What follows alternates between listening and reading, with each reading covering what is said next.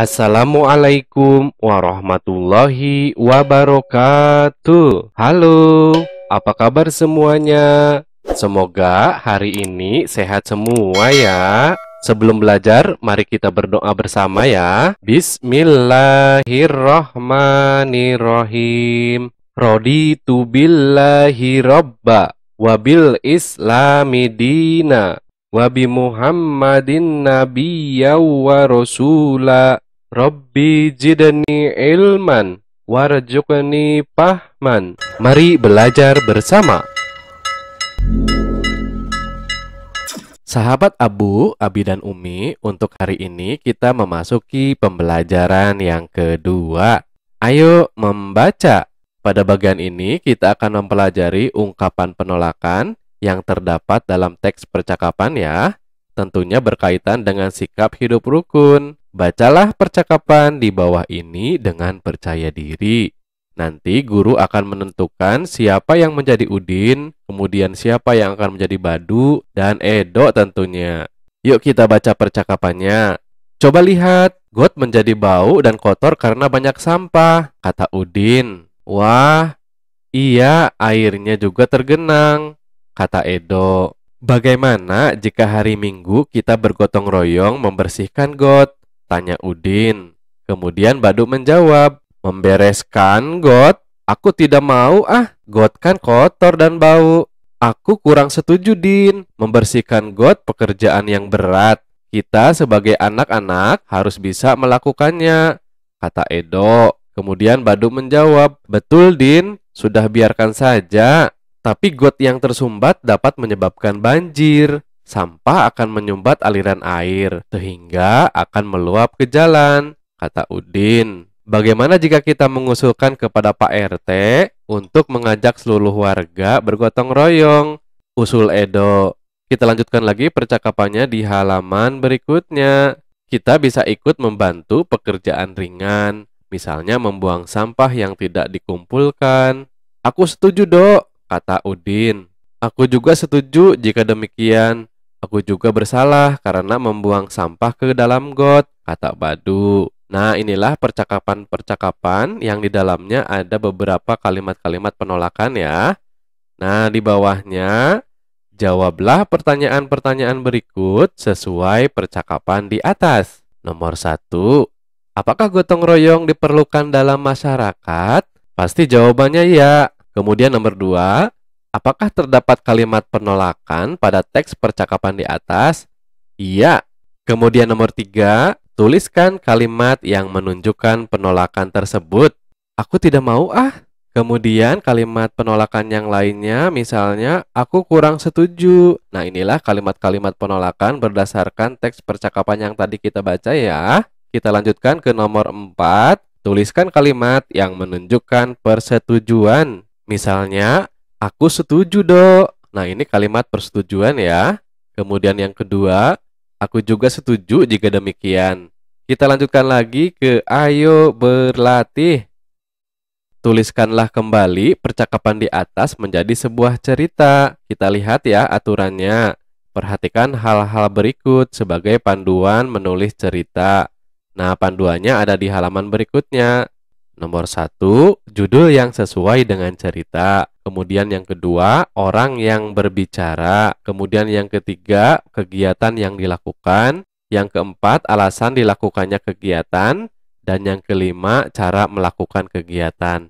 Nah, contoh ceritanya seperti ini. Judulnya membersihkan got. Kemudian isi ceritanya kita baca sama-sama ya. Udin, Edo, dan Badu melihat got yang kotor. Udin mengusulkan kegiatan gotong royong membersihkan got. Badu menolak karena tidak mau terkena kotoran. Edo menolak karena mereka tidak mampu. Akhirnya mereka mengusulkan kegiatan gotong royong kepada Pak RT. Silahkan kalau kalian mau membuat cerita berdasarkan teks yang tadi kita baca, boleh-boleh saja ya. Atau yang ini juga boleh-boleh saja ya, tinggal ditambahkan sedikit-sedikit. Kita lanjutkan lagi ke halaman berikutnya. Ayo mengamati. Pada bagian ini kita akan mempelajari pengamalan-pengamalan nilai-nilai Pancasila. Warga bergotong royong membersihkan got. Sampah yang terangkut diletakkan di pinggir jalan. Anak-anak ikut membantu memungut sampah yang tercecer. Warga merasa senang, lingkungannya kembali bersih. Nah, sekarang perhatikan gambar berikut. Di dalam gambar ini ada warga yang meminta izin karena akan beribadah terlebih dahulu. Maaf, kami nanti terlambat mengikuti kerja bakti. Kami akan pergi ke gereja terlebih dahulu. Kemudian di sini Pak RT mempersilahkan. Baik Pak, tidak apa-apa. Kemudian gambar situasi yang kedua, di sini Pak RT dan para warga sedang bekerja bakti. Mereka akan beristirahat ya. Mari kita beristirahat sejenak. Kita lanjutkan lagi ke halaman berikutnya. Sikap apakah yang sesuai dengan pengamalan sila pertama Pancasila pada bacaan dan gambar tersebut?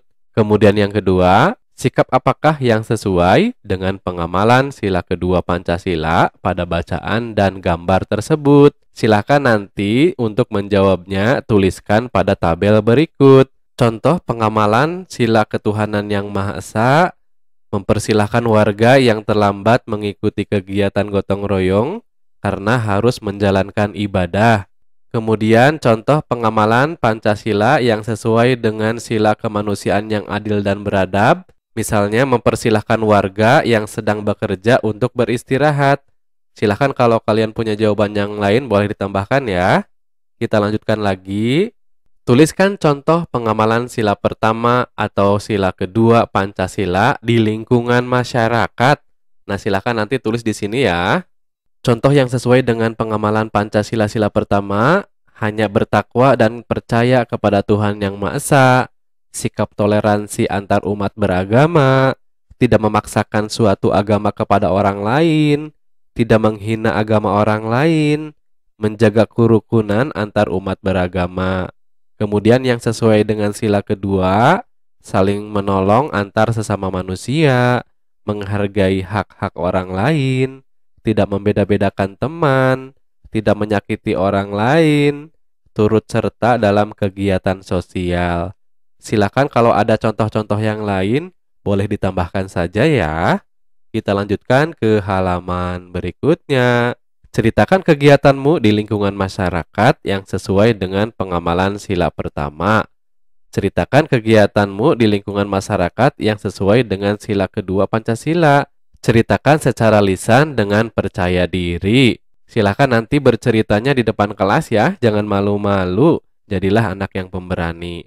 Kita lanjutkan lagi ke ayo berlatih.